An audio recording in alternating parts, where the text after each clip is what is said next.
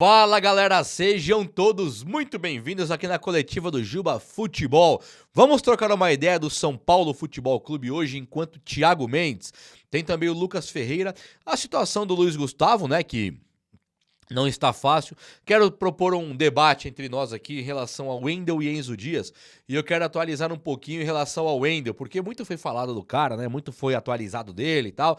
E depois disso, muito pedido também. E o cara é uma decepção nesse primeiro momento. Vamos trocar essa ideia aí. E o Cédric Soares, ele serve ou não? Além disso, eu separei as últimas notícias do São Paulo. Além dos debates propostos aqui, também temos as últimas notícias para começarmos o dia nesse totalmente calibrados de São Paulo Futebol Clube. Nada é melhor do que isso, não é verdade?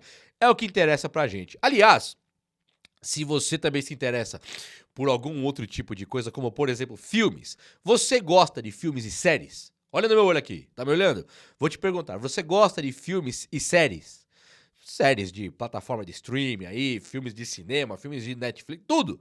Beleza, então. Eu fiz um canal, já está com acho que 11 vídeos lá já. Comecei agora, retomei agora, e o meu canal é de cinema, séries, tudo que você pode aí imaginar. Do meu jeito de falar, da maneira que você já está acostumado aqui, mas analisando filmes e séries e tal. E aí o canal tá muito louco, eu tô muito empolgado com esse projeto. Se você quiser fazer parte comigo, assistindo ali, comentando. Ontem eu soltei a crítica do filme O Menu. Mas tem várias, tá? E vai fazer filme antigo, novo, tudo que você imagina.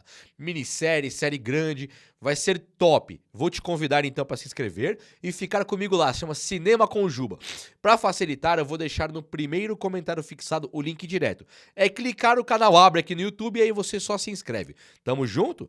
E quem quiser ficar comigo ali pela camaradagem e tal, mas assista, você vai gostar. Tô fazendo um trampinho muito bom ali, beleza? Então, primeiro comentário fixado, fechou? Não esquece não, Cinema com Juba é o meu novo projeto além do São Paulo Futebol Clube. Eu tenho dois hobbies na vida, né?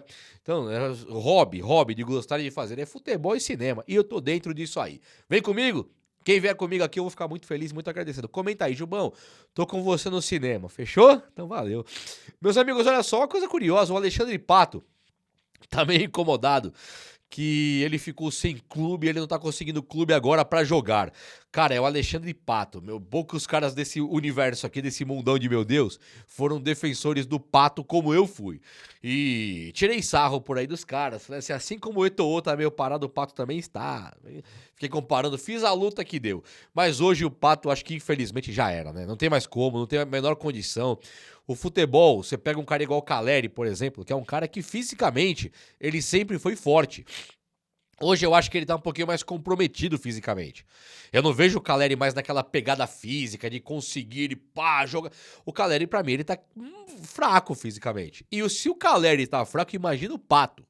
Né, o Pato é muito mais técnico, é verdade, ele tinha uma arrancada boa, ele sabia fazer gols, mas o Pato faz anos e anos que ele já era. Então, assim, eu até entendo alguma galera querer defender o Pato ainda, mas eu não consigo mais. Pra mim, Pato longe do São Paulo não dá mais, não. Infelizmente, viu, Pato? Gosto de você, você é um cara que sempre honrou a camisa do Tricolor quando jogou, jogou até por valores assim simbólicos pra tua realidade, né, de salário, mas assim, não tem condição nenhuma, né? Meus amigos, o quadro do Luiz Gustavo, pela informação que eu tive, ele não é brincadeira. Não é brincadeira. É um quadro um pouquinho mais sério realmente. Ele está em avaliação lá e acho que ele nunca mais vai jogar pelo São Paulo. Se ele puder jogar ainda a bola, aí tudo bem. Mas a impressão que eu tenho, vendo no primeiro momento, é que o Luiz Gustavo ficou realmente complicada a situação dele. Então eu acho que é aquilo que eu sempre tenho dito. É muita oração pro nosso monstro, é muita oração mesmo e é o que cabe a nós, né?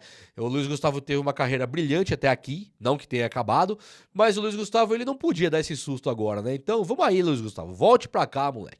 Nós estamos te esperando, cara. Volta. Melhoras pra você. Esse vídeo de novo vai em sua homenagem, tá bom? Pra você voltar mais forte. Se o vídeo puder te trazer mais brutão, mais fortão pra cá, que você volte mais fortão. Tamo junto. Um abraço pra você e um beijo no seu coração e no seu pulmão aí pra sarar de uma vez por todas, beleza? Então vamos lá. Gente, olha só, o Enzo Dias, virou titular do São Paulo desde que ele chegou do River Plate.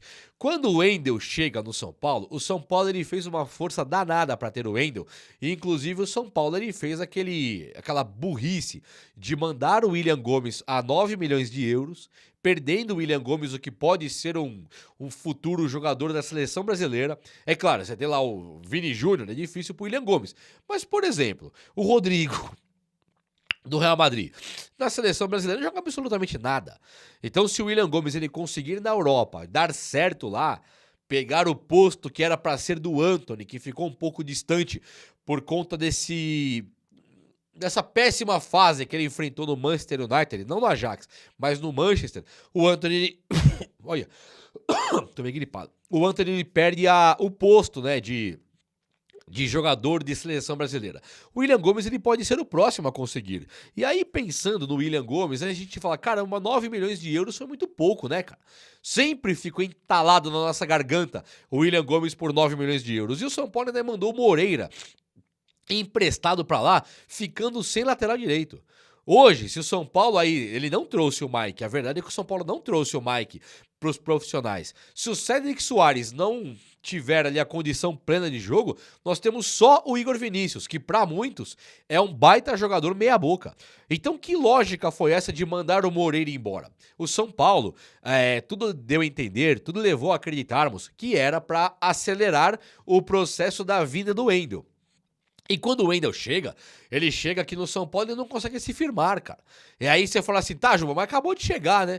Não acabou, não. Faz mais de o quê? Faz quase 2 meses que o Wendel chegou no São Paulo. Eu não lembro a data exata, mas parados nós ficamos 20 dias depois da eliminação do Paulista. E agora o futebol já voltou. Já pegamos o Sport, o Tadieres, pegamos aí o Atlético Mineiro, tem agora quinta-feira tem o Alianza Lima.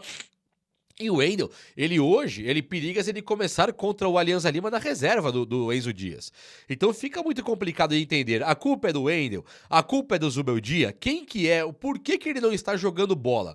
Eu nunca vi, pra ser muito sincero, o Wendel jogar mal no São Paulo.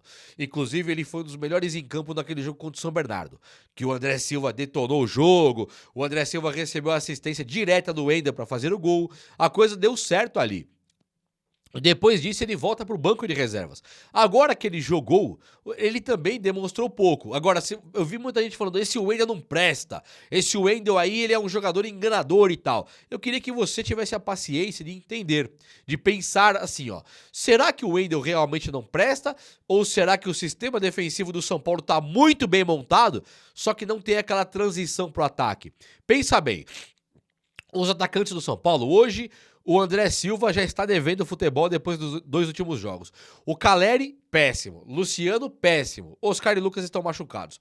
Então, se você... O Ferreirinha, irreconhecível. Tá mais ou menos esse aí. Mas se você pensar que os laterais não estão apanhando muito, será que isso é coisa do lateral? Ou será que é coisa do técnico? Eu fico pensando por causa do Cédric Soares. Se o Wendel tá mal, o Cédric Soares está bem. Aí você vai falar assim, tá bem. Aí eu te pergunto, por quê? Porque se a gente olhar pro Cédric Soares jogando, ele faz um futebol corretinho. Igual o Wendel. Igual o Enzo Dias. É um futebol corretinho, é um futebol legalzinho que na hora de, pum, explodiu, brilhou. Não tem o brilho.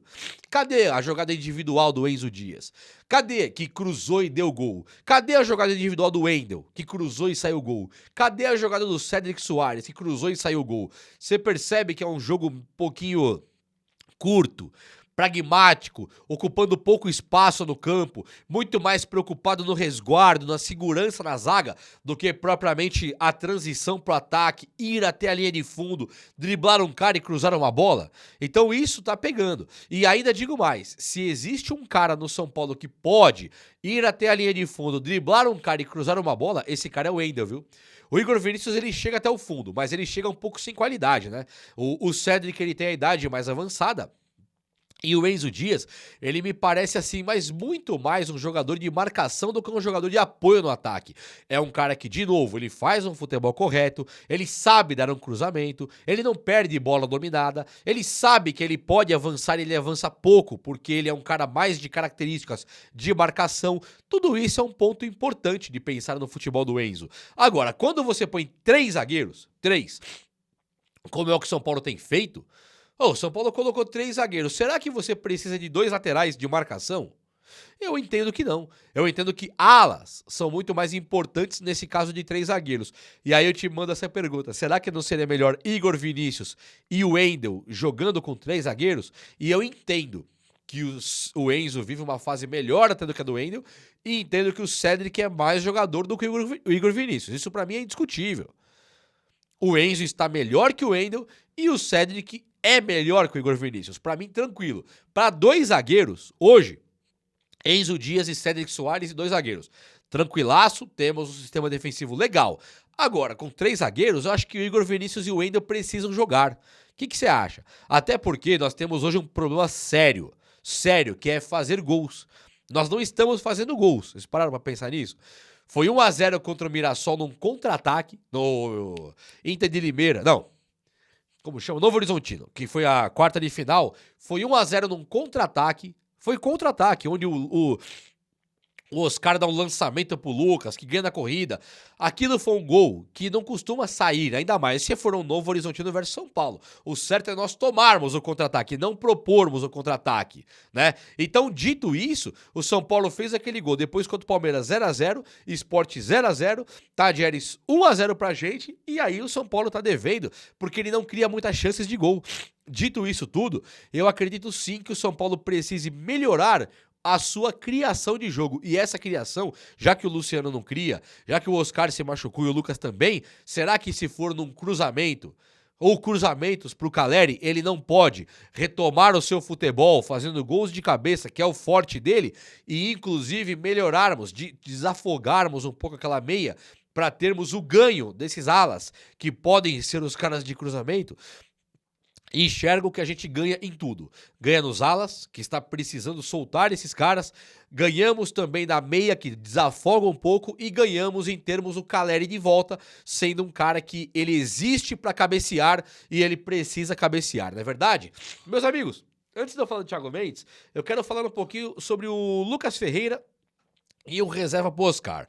Vem comigo aqui então. Deixa eu tomar aquele gole d'água para molhar as palavras.